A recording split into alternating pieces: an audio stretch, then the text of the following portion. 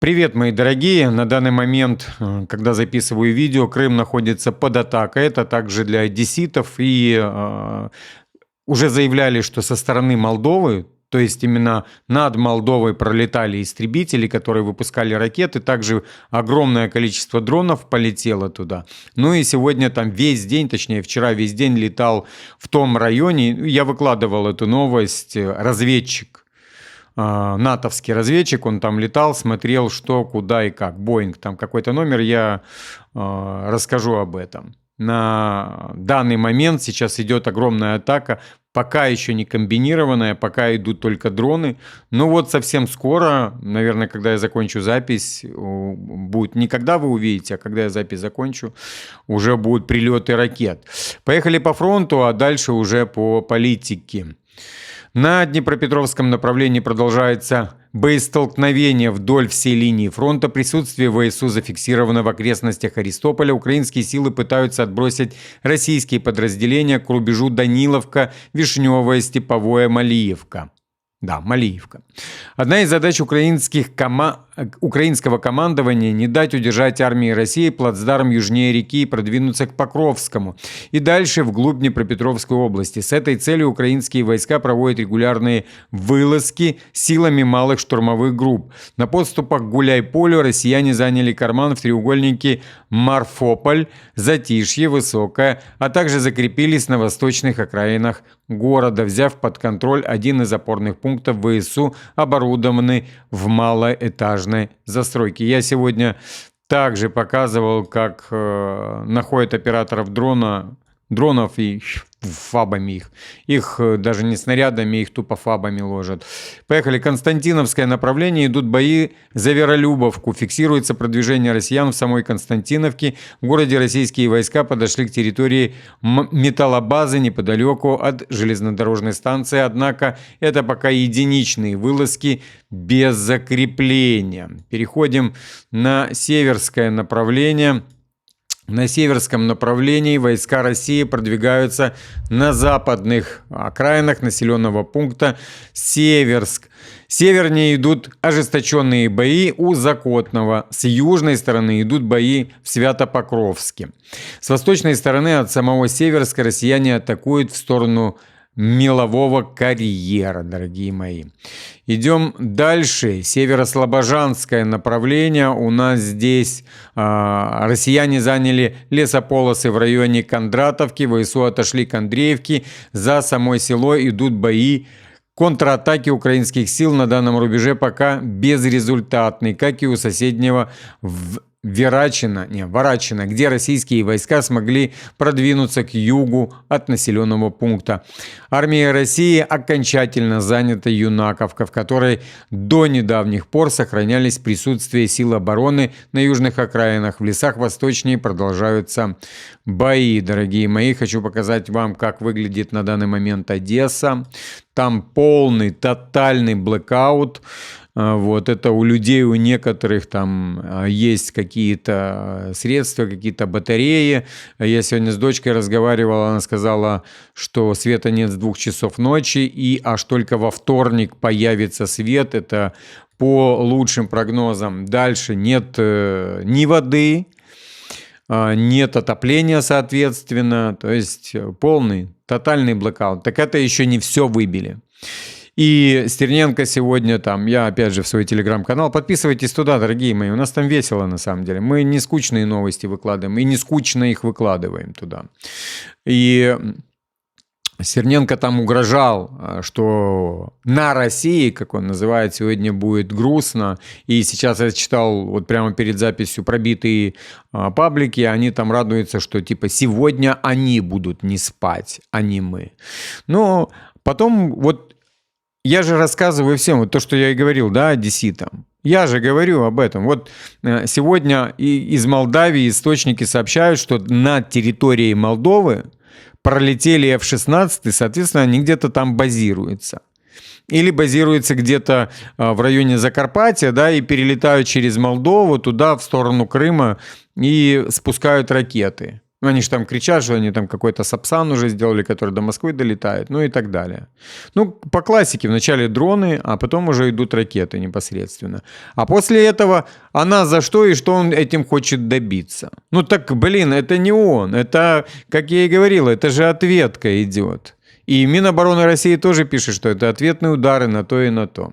Окей, давайте послушаем пробитого бандеровца, это Карчинського, імбіцила. Ну і там, хто не понял, я переведу. Зараз Трамп хоче усунути з посади Зеленського, він вимагає виборів і каже, що 82% українців хочуть, щоб вибори відбулися. Це, звісно ж, брехня, але навіть якщо 8% українців хочуть, щоб відбулися вибори прямо зараз, до закінчення інтенсивних бойових дій, то це все одно забагато. Всі ці люди є ватою. Якщо Трамп і Путін хочуть виборів в Україні, значить ці вибори нам не потрібні. В Україні чесні нормальні вибори можна провести тільки після масових арештів, масових усунень, після чисток московської і американської агентури, а також після заборони соціальних мереж. Я гадаю, що тільки через поступове обмеження виборчого права ухилянти, дезертири мають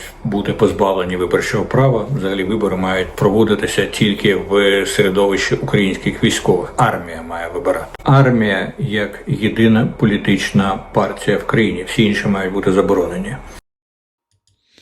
Ну, хочется сказать, что 21 век, и мы видим в Украине вот такие вот элементы, к которым прислушиваются, дорогие мои. Они там сидят, трепещат, что да, так и надо. У него там комментарии такие, что типа класс, да, так и надо. О чем он говорил, если кто-то не понял? Он говорил о том, что те, кто хотят выборы, это ватники. Вот, и их надо, всех этих ватников, наказать. И для того, чтобы сделать... еще что он сказал, что если эти выборы назначил Трамп и Путин, значит, их нельзя проводить. А для того, чтобы их провести, надо всех поймать, посадить в подвалы, запретить соцсети. И выбирать должны те, кто служили в армии. Остальные не должны выбирать ничего. Вот должна быть одна партия в Украине, это партия армии, и больше никакой. Не должно быть. 21 век, дорогие мои. Посмотрите на этого элемента. Ему реально, мне кажется, что его тоже завалят, вот, с большой вероятностью, потому что кармически он очень плохой. Это убийца, по сути. И их всех ждет одно.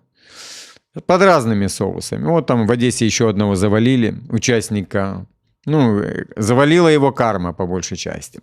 Окей, дорогие, Эрдоган заявил, что Черное море не должно рассматриваться как арена для конфронтации. Такая ситуация только нанесет ущерб России и Украине и не принесет никакой пользы. Всем необходима безопасность морского судоходства в Черном море. И это заявление он сделал после того, как сегодня второй турецкий, который перевозил корабль, судно турецкое, которое перевозило масло подсолнечное, украинская куда-то, было атаковано 3 геранями. Сразу же надо перемирие. А когда ты, падла, давал добро бить по российским судам, теперь будут бить по твоим судам, пока не сведут счет именно равный, 1-1. И все. Так ты же думал, что за этим пойдут последствия? Нет, не думал. Было нормально, было весело, как говорят, да, как они за идею быстренько хватаются, а потом начинают думать после того, как за идею. Я не знаю, я знаю турков, там нормальные люди, абсолютно нормально. Я знаю, что эти турки не любят Эрдогана. Поехали. В Беларуси сегодня были амнистированы 123 человека, 114 из них приехало в Украину, бедные мужики, я не знаю, зачем они это сделали, и там еще одну освободили, оппозиционерку. И вот что пишет, что Беларусь может амнистировать до 1000 политзаключенных в ближайшие месяцы, передает Рейтер со ссылкой на спецпосланника президента США Джона Койла, участвующего в переговорах с Александром Лукашенко. По словам Койла, освобождение одной большой группы группой вполне возможно и даже вероятно. Мы движемся в правильном направлении, и сейчас есть необходимый импульс, отметил он. Ранее в этот же день власти Беларуси уже освободили свыше 100 заключенных, большинство из которых были отправлены на территорию Украины. Бедные люди, я не знаю, что и зачем они сделали такой выбор. Это очень плохой выбор. Ну и вот Колесникова, это оппозиционерка Мария Колесникова, вышла на свободу. Это уже BBC пишет. Ну, хочу сказать, что это в команду туда Тихановского. Не Тихановская, а Тихановского. Потому что там есть видео, где я ее выложил к нам в Телеграм, где она там радостно бежит. Это очень похоже на Тихановского, который также в этом находился, в «Миротворце», в украинском, что самое интересное. Вот. 2 будет парочка. Мне кажется, что они друг другу там вась-вась нормально понимают. Потому что Тихановская не может понять своего мужа, который откинулся. И у них там борьба идет. Такая жесткая борьба. То он в какую-то инициативу входит, то он говорит, что больше не будет влазить в какие-то инициативы. Интересно за ним наблюдать на самом деле. Он такой веселый, я вам скажу. Окей, поехали дальше. У нас Эстония приступила к возведению укрепленных бункеров на границе с Россией, сообщает издание Defense News. На сегодняшний день построены 7 защитных сооружений. К концу года планируется довести их количество до 28 и в долгосрочной перспективе до 600. Каждое укрытие площадью 35 квадратных метров спроектировано таким образом, чтобы выдержать попадание 152-мм артиллерийского снаряда. Кроме того, в рамках создания оборонительной линии уже сформированы резервы из колючей проволоки и противотанковых препятствий типа зубы дракона, которые будут установлены при возникновении угрозы. Вот тут 2 варианта, да, которые я вижу. Первое – пилить деньги на случай остановки войны, да, там распилить эти деньги. Второй вариант, что действительно готовятся к войне. Ну так это ж тупо. Они все думают, что война будет так же выглядеть, как в Украине, о которой говорил Путин сам. Я вам давно уже заявляю, что это не война, это просто хирургическая операция, можно так сказать. А Путин заявлял про Европу, они также заявляли молдаванам, что они их там расхерачат. Вот именно в прямом смысле слова. И никто не будет там заниматься хирургическими спецоперациями. А Европа, Эстония, которая уже так изрядно поднадоела вместе со всей Прибалтикой, да никто там ничего делать не будет. Там шмыганут туда баллистикой, гипербаллистикой, да, или чем-нибудь еще, тактику. И все, и там быстренько лапки поднимут кверху, как и европейцы. И также он заявлял о том, что да и договариваться будет не с кем. Ну, после этого всего. А они-то рассчитывают на то, что это будет такая же затяжная война, как в Украине. Вот такая вот будет именно. Такая с такой поползновением таким, да, с поддержкой там или с какими-то, как это сказать, да, там, возможностями писать мирные договоренности, отказываться от них и так далее. Ну, короче, заниматься какой-то херней, пока там идет такое тихое, спокойное поползновение в сторону Украины. Не будет так с Эстонией. Ну, не будет, дорогие мои. Абсолютно. Окей, тут тоже такая новость есть для молодых людей, украинцев, что в Украине вводят автоматическую постановку 18-летних на воинский учет, сообщает Минобороны со ссылкой на постановление Кабмина. Мне вон писала одна мать парня, который выехал и хочет вернуться обратно, вот, молодого, что делать? Ну, я просто написал не рисковать, потому что может не выехать еще. Вот заедет, а потом может не выехать. Теперь граждане будут зачисляться в базу ТЦК без необходимости личного обращения в территориальные центры и собирать справки. Согласно новым правилам, на учет автоматически попадут юноши, которые не пришли в ТЦК в 17 лет за приписным удостоверением. В этом случае статус призывника присваивается сразу же после после наступления 18-летия. Кроме того, мужчины в возрасте от 18 до 60 лет, находящиеся за границей, также будут поставлены на воинский учет автоматически при получении или замене паспорта в подразделениях миграционной службы без возвращения в Украину и прохождения медкомиссии. Человеку больше не нужно стоять в очереди и бегать по кабинетам, чтобы выполнить свой долг. Система все сделает автоматически, потому что это располагает всей необходимой информацией, заявила заместитель министра обороны по цифровому развитию Оксана Ферчук. Молодцы, дорогие, они за вас все порешали. Так что вы можете никуда не идти, вы уже там. Долг свой будете отдавать. Если что не нравится, сразу же смотрите видео Корчинского. Будешь ватой. ВСУ удалось вернуть около 16 квадратных километров в районе Покровска за последние недели, сообщил главнокомандующий Сырский. По его словам, бои продолжаются в зоне Покровско-Мирноградской агломерации, где, несмотря на сложную обстановку, логистика в Мирнограде поддерживается. Также Сырский подчеркнул, что на направлении Купинска, Константиновка и Приднепровье потерь территорий не зафиксировано. Знаете, когда там берут Северска, а Сырский говорит, что ничего не взяли, да вы его интервью послушайте, как он разговаривает на украинском языке. Вот, как Азаров когда-то. Так что верить тут вообще просто нельзя. Абсолютно верить нельзя. Верить можно только, знаете, дорогие мои, когда ты увидишь физически это. Украина направила в Вашингтон мирный план, который отвергает вывод украинских войск из Донбасса и отказа от НАТО. Ну, это пишет Нью-Йорк Таймс, поэтому в это можно и не верить. Просто прочитаю один абзац и все. Как пишет Нью-Йорк Таймс со ссылкой на источники, документ предусматривает сохранение контроля над теми территориями, которые в настоящее время удерживаются ВСУ, правовые гарантии безопасности и механизмы помощи в случае новой агрессии со стороны России. Ну, это вброс. По-другому я не назову. А вот во что можно верить, это вот в такие кадры. Итак, вместе с командиром 27-й, с ребятами из 506-го полка, мы поднимаем на флагшток в самом центре, теперь уже Красноармейска, недавно называемым Покровском, флаг. И Сырский не нужен, понимаете? Тут и так все понятно. Люди там нету, вы слышите, стрельбы. Это уже вот центр Покровска. Нормально он там ходит. Взрывов нет. Флаг поднимают.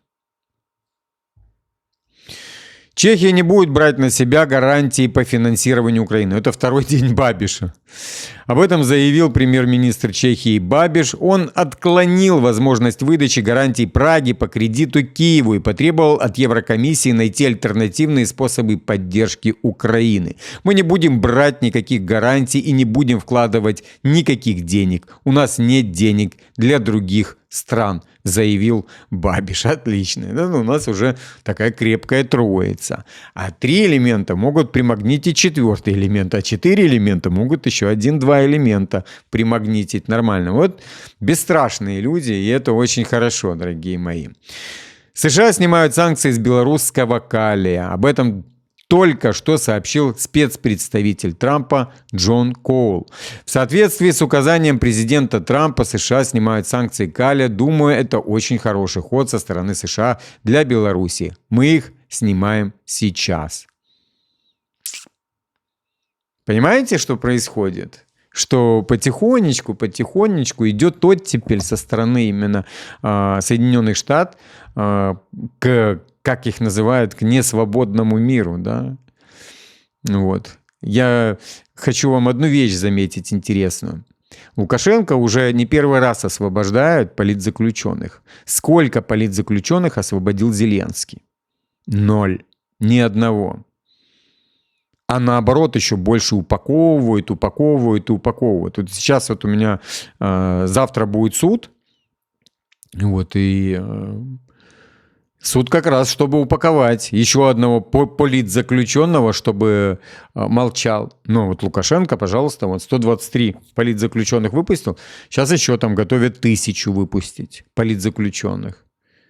А сколько, я не знаю, там люди потерялись где-то вообще. Люди, которых ты не смоешь с интернета. Они постоянно были в интернете, постоянно. Нет этих людей. Вот вам разница, да? Как они называют не свободный мир, Россия и Беларусь, да? И свободный мир, как мы видим, Украина, в которой сидят люди. Почему США не требует выпустить этих людей? Вопрос. Только один Дубинский, да, который пробанковский, там может щебетать, а больше никто. Все остальные молчат, замолкли вообще. Тишина, попали туда, живы они, не живы, здоровы, нездоровы, бьют их, как к ним относятся, никто не знает. Вот хочу показать, что было прошлой ночью в Одессе, дорогие мои.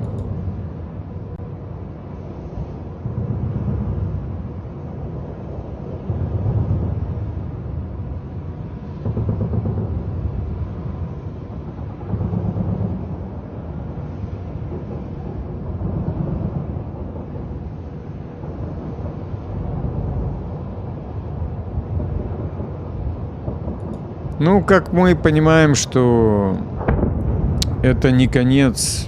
Там из 20 только 10 подстанций выбили и добьют. Особенно после сегодняшнего Крыма.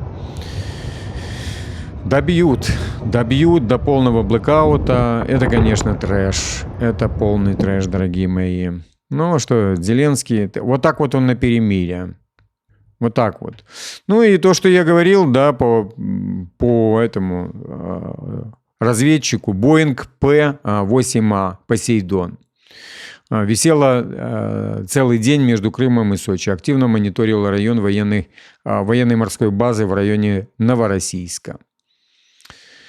Так, чтобы вы понимали. То есть подготавливались очень хорошо они. Ну и, дорогие мои, хочу вам показать, как выглядит дорога это между Славянском и Изюмом.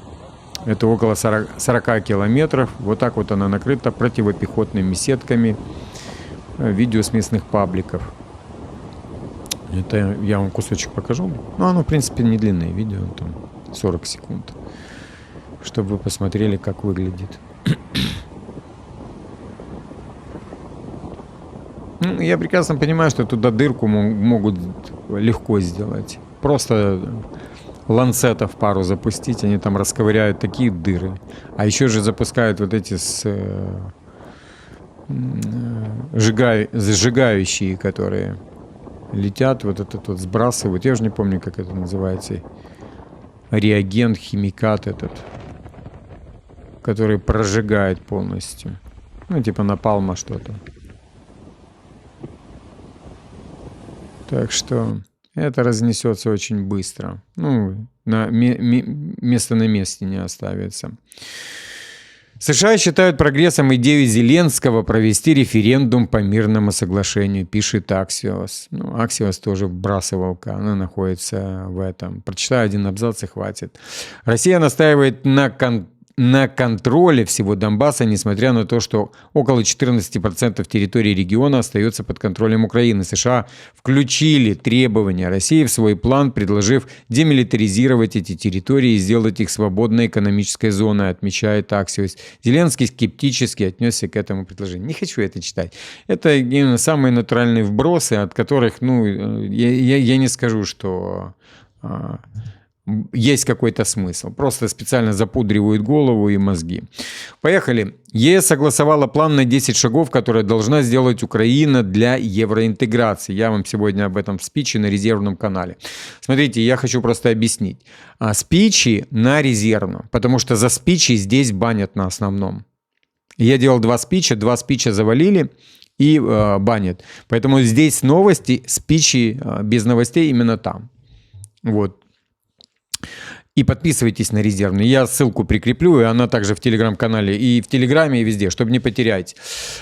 Он направлен на ослабление влияния президента на процессы в стране, в первую очередь влияние на силовые структуры и на усиление влияния внешних сил. Ну не может такого быть, там тюрьмы переполнены, причем политзаключенным. По итогам встречи европейских министров во Львове 11 декабря Евросоюз передал Украине план действий из 10 пунктов, выполнение которых необходимо для продолжения переговоров о вступлении в ЕС, сообщает Deutsche Welle.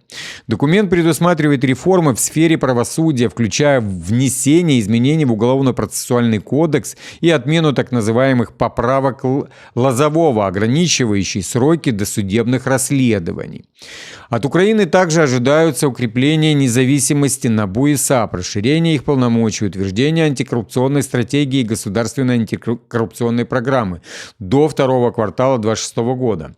Часть требований касается реформ Государственного бюро расследований и Офиса генпрокурора, включая процедуру назначения генпрокурора. Ранее ЕС требовал проведения конкурсов на руководящие должности в этих органах с привлечением международных экспертов. Европейская сторона также хочет, чтобы украинские власти ускорили судебную реформу, в частности, расширив участие международных экспертов в отборе судей, тех судей Конституционного суда и членов Высшего Совета правосудия, которые уже прошли международную проверку, требует назначить без промедления. Ранее уже писали, что по распространенной версии одной из главных целей раскрутки коррупционного скандала против ближайшего окружения Зеленского является побуждение его к выполнению условий ЕС. Это пишет Паблик, дорогие мои. Со своей стороны хочу сказать, что этого ничего не произойдет. Это уже будет кидок Кучмы непосредственно через Зеленского и всей элиты внутренней самой Европы. Китайцев кидали, кинут Европу без всяких проблем. Окей, дорогие мои, там были вопросы по поводу, какой ИИ я использую для вот то, что я говорил в спиче. Это чат GPT. Я взял себе платную версию, потому что я делаю запросы довольно-таки часто, чтобы не быть там в паузах длинных, которые он делает. А кому не надо, вот, допустим, в обычных вопросах там даже и не надо покупать эту версию. Но вот сейчас новая версия вышла 5.2, она еще более продуманная, она еще более быстрая и так далее. А я не знаю, я не пользовался Гроком, я пытался попользоваться, там вообще какая-то дуристика, то есть он не выдает тот результат, который мне нужен. А DeepSeek, такое себе для меня. По сравнению с GPT, не взлетает. DeepSeek точно не взлетает. Может, для кого-то, кто там занимается какими-то определенными обучалками его, да, там, и дешевле им и так далее, но нет, GPT пока сейчас номер один. И у Грока какой-то дурдом, потому что я ему те же запросы давал, но он что-то такое вытворяет, он еще в какие-то ролевые игры играет, дебилизм какой-то полный. Поэтому есть GPT, я с ним как раз и строю для себя там и планы тренировок, и диет и так далее. И ищу товары, да, с помощью него.